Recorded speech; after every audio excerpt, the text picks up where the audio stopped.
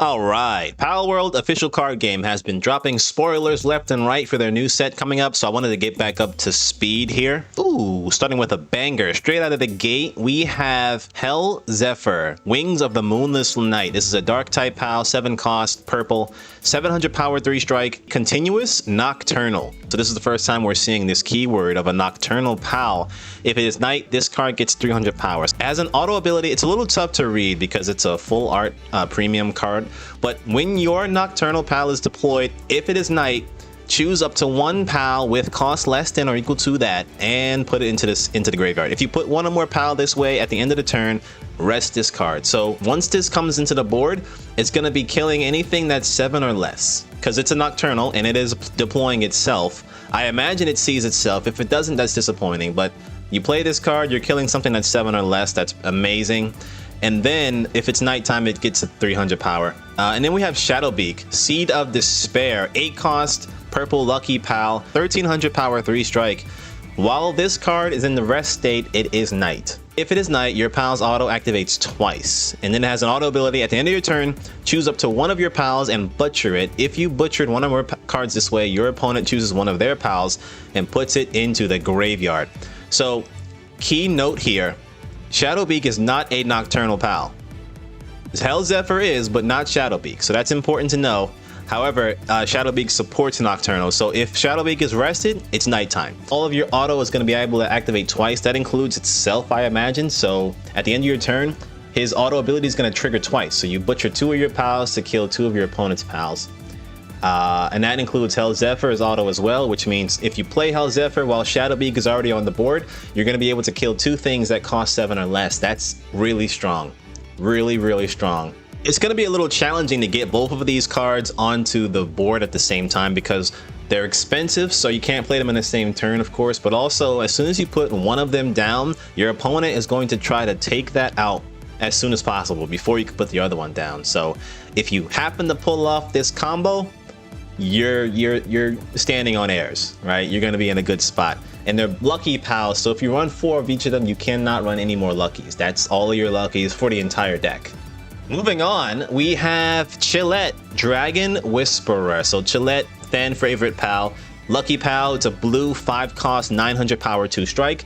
And it has the ability, on deploy auto, reveal the top card of your deck, and if it is a 8 cost or less Dragon PAL, you may deploy it.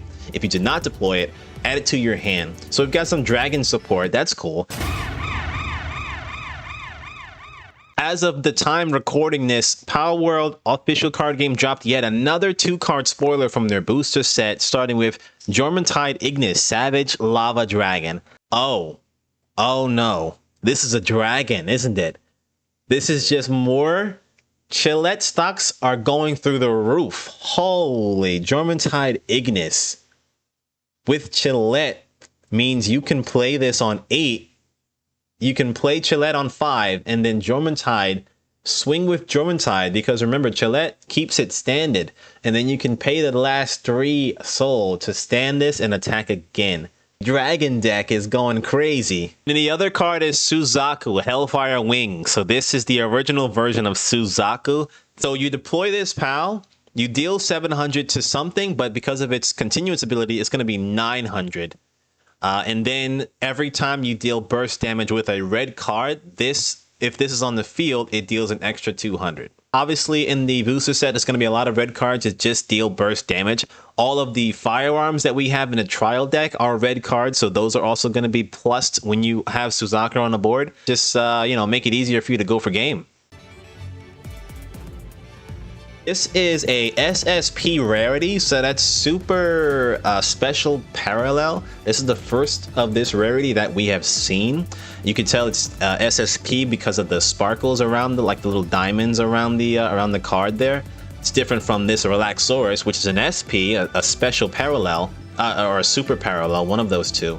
It has no diamonds, but it's still a full art overframe. And let's take a look at Relaxaurus. So this is a 7-drop. 1200 power, 3 strike, choose up to 1 6 cost or less PAL and rest it. While this card is in the base, that card does not stand. So if you play this card, you're pretty much locking down one of your opponent's PALs for the rest of the game unless they can get rid of Relaxaurus. So that's interesting concept there. More control-y aspect to that. And it's a dragon, which means Chillette. If you find Relaxaurus on the top of your deck with Chillette, you can just deploy it immediately. So that's an easy way to cheat out some more pals on your field. Other dragons you can deploy with Chillette include Astagon. That's a really good one. As soon as you deploy that, you're reducing something by 1,000, and then you can just kill a bunch of weaker pals when it attacks. And also notice that Chillette does not deploy it rested. It deploys it standing, so it can attack immediately. That's actually a lot stronger than I imagined. You can also use Chillette to call out Elphydron. That's a dragon as well, and also you can get its effect to draw 2 cards and put 1 back.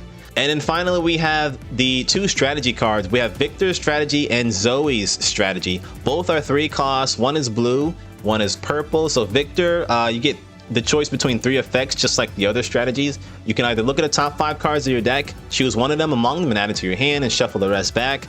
Or you can choose a pal and return it to the hand. Oh, that's really good. You can choose any pal, yours or your opponent's. Or you can draw X cards. X equals the number of your structures. So this, in a structure-based deck, is going to go really hard. Obviously, it's a blue because there are blue support cards for structure, like the Mammoris Christ, or that workbench that deploys more gears or structures from the top of your deck. And in Zoe's strategy, choose one of the following. You can choose up to 5 of your opponent's woods or foods, and your opponent loses them. So right at the gate, this can just ruin your opponent's resource gaining abilities. If they have a strategy revolving around getting a bunch of those resources, this just says, no, let's take away 5 of those. Choose up to 1 pal from your graveyard, return it to the hand.